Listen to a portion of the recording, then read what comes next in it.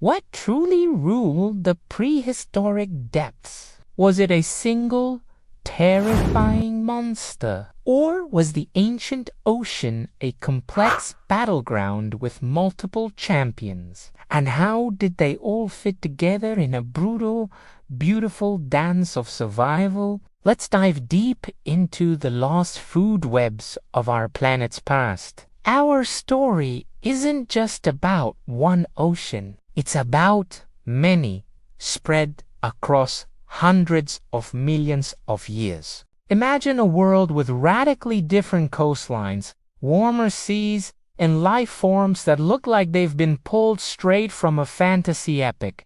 This is the stage for our tale. The curtain rises on the Mesozoic era, the age of dinosaurs, but the real drama is happening beneath the waves. Long before the T-Rex, the oceans were already home to giants. Meet the ichthyosaurs, with their streamlined, dolphin-like bodies and massive eyes. They were built for speed, zipping through the water to snatch up slippery belemnites, sentient and squid-like creatures and fish.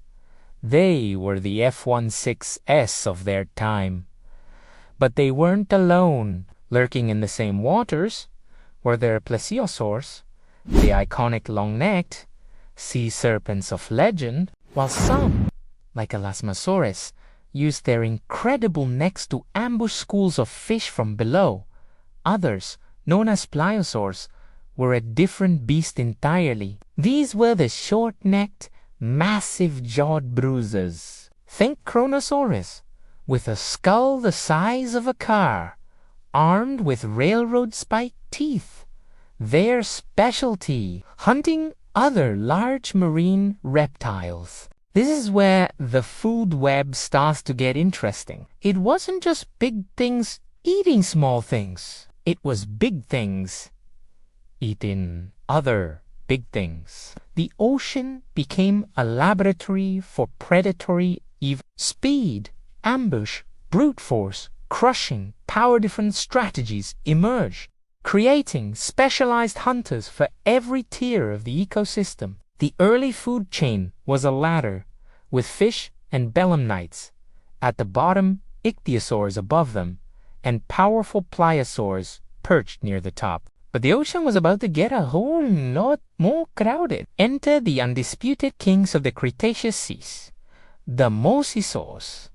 These weren't dinosaurs. They were a group of colossal marine lizards, closely related to modern monitor lizards. Forget everything you thought you knew about apex predators. The mosasaurs took over. They were an evolutionary explosion, diversifying into a wild array of forms. You had the smaller, agile mosasaurs that hunted fish. You had mid-sized specialists like globidans with bizarre, rounded teeth, perfect for crushing the shells of giant ammonites and sea turtles. And then you had the apex monsters like Mosasaurus and Tylosaurus, titans stretching over 50 feet long. Their jaws, equipped with a second set of teeth in the roof of their mouth, ensured that anything they grabbed wasn't getting away.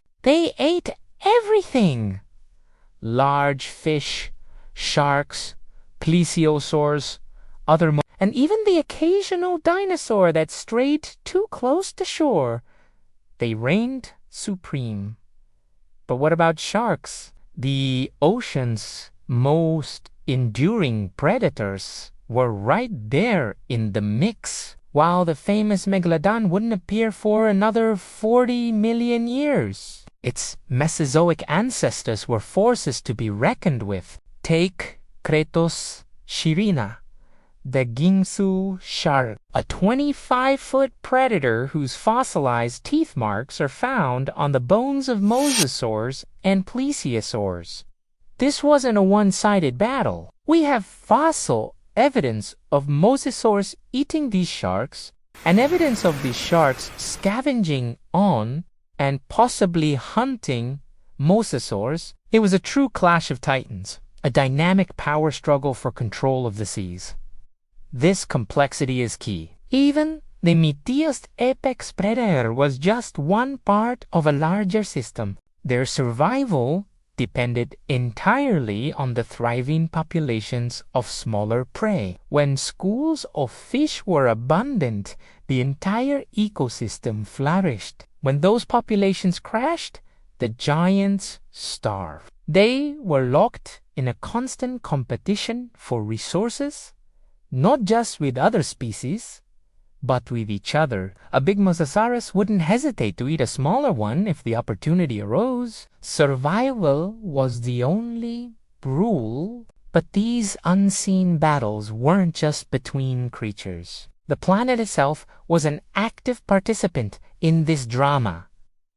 Throughout the Mesozoic, the world was in flux. Sea levels rose and fell dramatically, creating and destroying vast shallow seas teeming with life. Massive volcanic eruptions could fill the atmosphere with gas and ash, changing the ocean's chemistry and temperature. These environmental shifts were the ultimate puppet masters, controlling the fate of entire food webs. A slight change in ocean currents could wipe out a key food source, causing a domino effect that could topple even the meatiest predator from its throne. And yes, here we need to appreciate the unsung heroes of this story, the lower levels of the food web. We get mesmerized by the giant killers, but they were all supported by a foundation of countless smaller organisms. Vast shoals of ammonites, with their beautiful spiral shells, drifted through the oceans, providing a crucial, protein-packed food source for many predators. Enormous schools of fish, numbering in the billions, formed the energetic base that fueled the entire system. Without this abundance at the bottom, the giants at the top could never have existed. They were the engine room of the entire prehistoric marine world. And then, just as it seemed this reign of giants would last forever, it all came crashing down. The same asteroid that wiped out the Nanavian dinosaurs on land triggered a mass extinction in the oceans. The plankton, the very base of the food web, died off. The ammonites vanished. With their food sources gone, the great marine reptiles, the plesiosaurs, the ichthyosaurs, starved into oblivion. Their 150 million year dynasty was over. The ocean fell silent, their niches left empty for new forms to evolve and take their place.